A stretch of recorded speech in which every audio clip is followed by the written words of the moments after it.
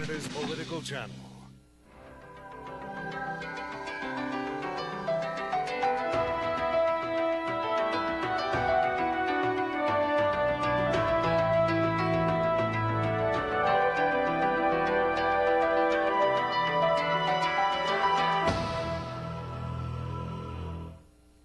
Welcome to Jurisprudence. I'm Tasha Carradine.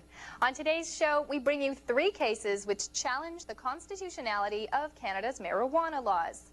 Do prohibitions on trafficking and possession discriminate against users, growers, and sellers of the drug? And is the criminal sanction for lighting up a joint proportional to the offense? These are some of the questions the Supreme Court will have to hash out in the cases of David Malmo-Levine, Victor Eugene Caine, and Christopher James Clay versus Her Majesty the Queen. Please note that these cases have been edited to fit the 4-hour time limit of today's broadcast.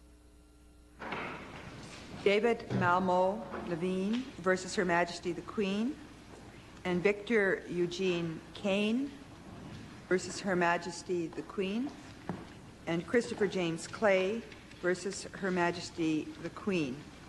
Paul Burstein for the appellant, Christopher James Clay. David Malmo-Levine appearing in person. John W. Conroy, QC, for the appellant, Victor Eugene Caine. S. David Frankel, QC, Kevin Wilson, and W. Paul Riley for the respondent, Her Majesty the Queen. Mr. Burstein. Thank you, Chief Justice. The 3 appellants have done their best to try to divide up the arguments to maximize the time that they've been allotted and to obviously avoid any duplication.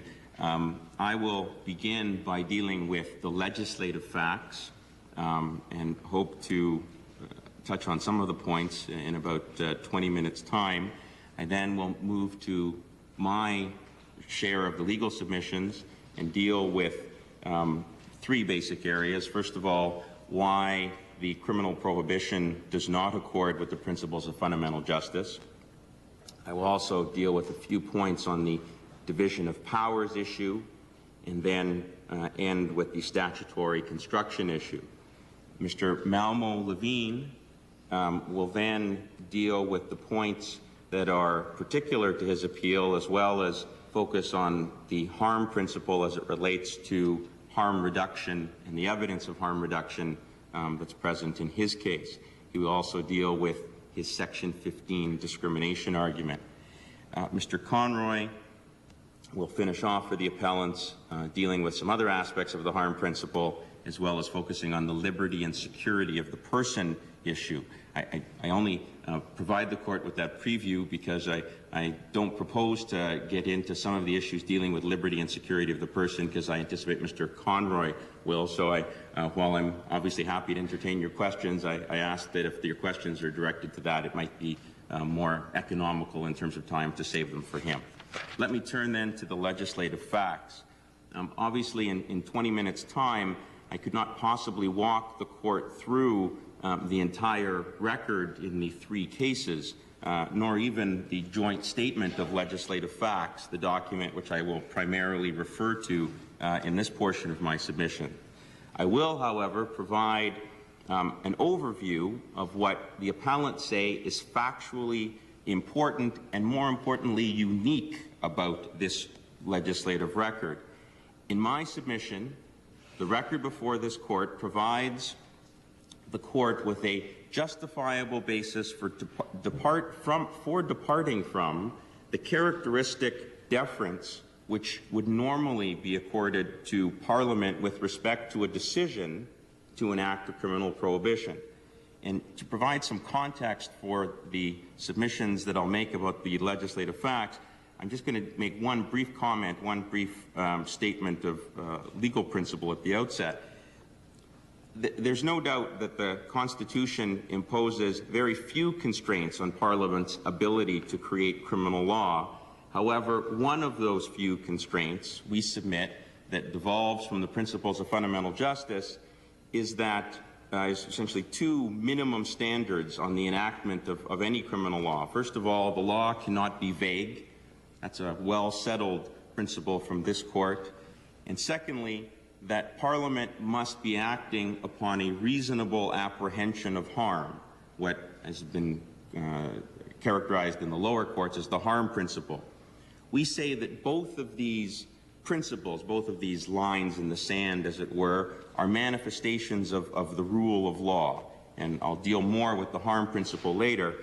But I say that at the outset because the Crown suggests in their factum, at paragraph 76 in particular, that this appeal potentially could have far-reaching consequences. And it's our submission that nothing could be further from the truth. The joint statement of legislative facts demonstrates that we are in a very unique situation in this case, one that has never been seen historically and hopefully will never be seen again.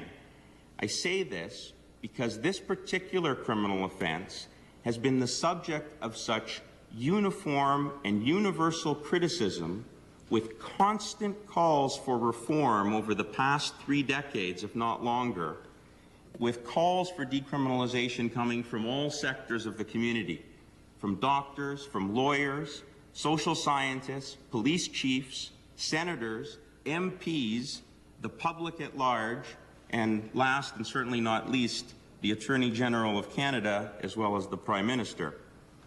The Crown suggests that any judicial review of Parliament's reasonable apprehension of harm, and I use that term in quotes, is not sound because it will engage the court in a political controversy.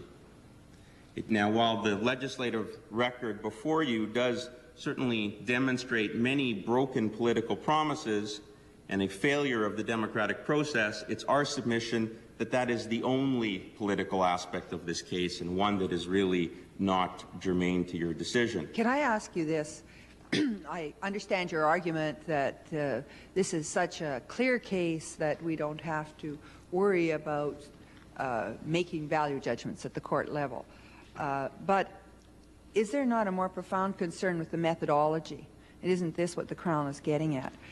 If you endorse a version of the harm principle that really says that, perhaps in this case the weighing's easy, but that as a matter of constitutional law, whenever a criminal code provision is challenged, the court enters into a weighing up and a balancing. Is it not the process itself that perhaps is of concern for future cases? I would say 2 things, Chief Justice. First of all, I would say that in the normal course, where you don't have this kind of record, where you have Royal Commission after Royal Commission, never mind in Canada but elsewhere, Commons Committee, Senate committees, all speaking to the eradication of the law, then the Crown would always be entitled to come to court in defense of any other challenge to a law based on a harm principle and say, you haven't even gotten over a minimum threshold. Where's your evidentiary foundation to say that there's no harm that attaches to the conduct that you're challenging, the criminal law that you're challenging? The only thing that an appellant could muster would be some expert that they might hire to evaluate the law and provide some social science evidence, but they would never have the kind of material that we have in this case to get over the hump, so to speak. Well, are you proposing that it's a no-harm test? No, not at all. Because that's the problem. If Justice Sapinka said in Rodriguez, for example, that if there's no harm, then the criminal law could be attacked because it's arbitrary. But if there's some sort of basis somewhere that you could say it reflects societal values, of some people, or at least as he puts it, societal values at play in the community. He says in Rodriguez that the court shouldn't go there. In other words, they shouldn't get into the weighing up that would be for Parliament to do. And in your response, I thought you were saying no harm and invoking that as some sort of a... I'm saying in the usual course, the Crown would have no difficulty defending a law because there would be a complete absence of any credible evidentiary showing by which to challenge any criminal prohibition. That is, it's not a very simple exercise to muster a record that you could say that Parliament has maintained or has created a criminal prohibition that is so irrational or unreasonable that it doesn't even meet the harm test that the appellants propose in this case. The problem with the cannabis prohibition is that it has never been a reflection of core values, nor does it reflect any kind of obvious risk of serious harm. You'll be getting to this. If this is off your game plan to answer it now, then please don't answer it. But I'm having trouble listening to where you're going with this, because this legislative fact record has been reviewed by all the judges in the courts prior to coming here. And I'm trying to find out what is it that you're going to say about what the courts, not just what you say and your colleagues say is the legislative record, but what the courts have found to be the basis for the enactment of the prohibition on possession. That's the hurdle I think you have to meet in this court.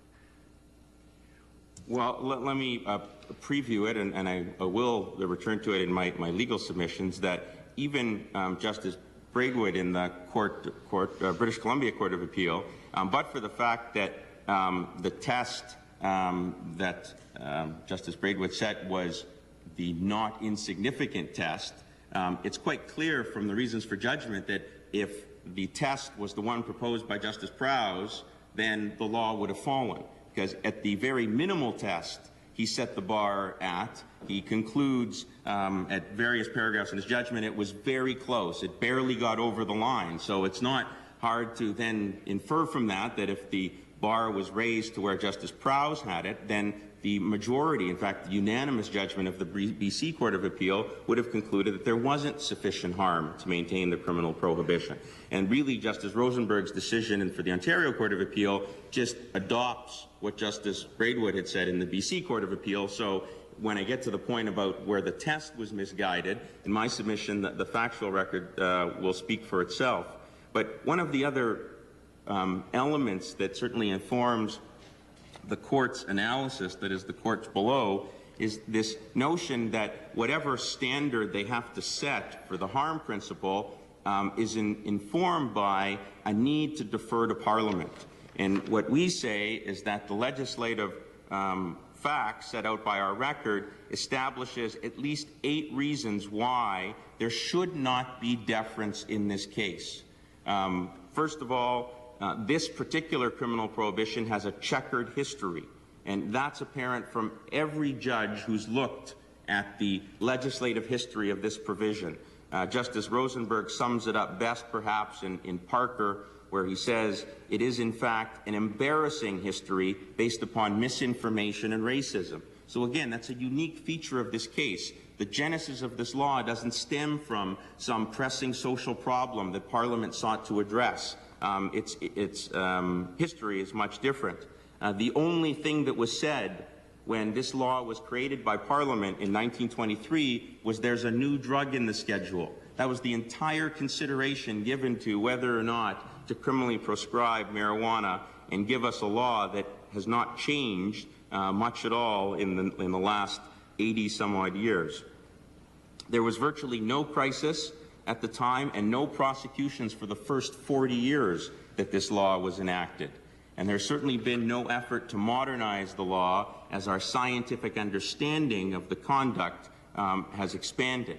The second reason I say for not needing and not properly showing any kind of deference in this case is that the prohibition emanates from subordinate legislation.